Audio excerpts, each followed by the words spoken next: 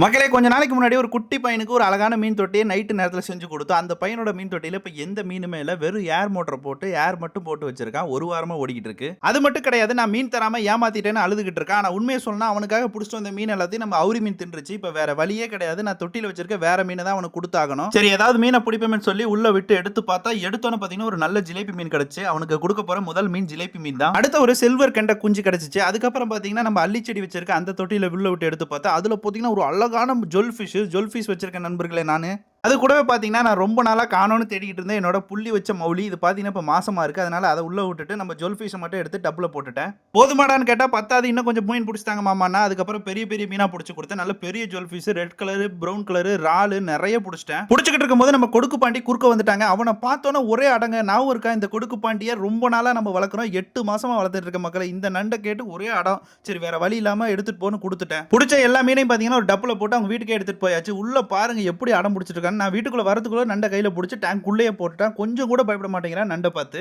ஒரு மீனை கூட என்ன பிடிச்சி விட விடவே இல்லை, எல்லா மீனுமே அவனே தான் பிடிச்சி விடுறான். இங்க பாருங்க எப்படி இருக்குன்னு. அதுலயும் ஜொல்ஃபிஷ் பாருங்க, கண்ணாடி டேங்க்ல பார்க்கும்போது அவ்வளவு அழகா இருக்கு. ரொம்ப நாளா வளர்த்துக்கிட்டு இருக்கேன். உங்களுக்கு யாராவது ஜொல்ஃபிஷ் வேணா சொல்லுங்க, தரேன். திருப்பூர்ல இருந்தா மட்டும். ஒரு வழியா எல்லா மீனையும் எடுத்து போட்டு டேங்க் நல்லா செட் பண்ணியாச்சு. எல்லா மீனும் நல்லா ஜாலியா நீந்திட்டு இருக்கு. உடனே ஆரம்பிச்சிட்டாங்க நம்ம கொடுக்கு பாண்டி. என்னப்பா சண்டைக்கு வர மாதிரி? நீ வேணா சண்டைக்கு வாடா, நீ வேணா சண்டைக்கு வா, வாடா வந்து வாடா. கொடுக்கு பாண்டி எல்லார்கிட்டையும் சண்டைக்கு போவான். இவனை எப்படிதான் வச்சு இவங்க சமாளிக்க போறாங்களோ தெரியல. இங்க பாருங்க முறுக்க சாப்பிட்டுட்டு 4 மீன் நண்டு வேணுமா இன்னும். எப்படியோ கொடுக்கு பாண்டியே மற்ற மீன்களை கொல்லாம இருந்தா சரி.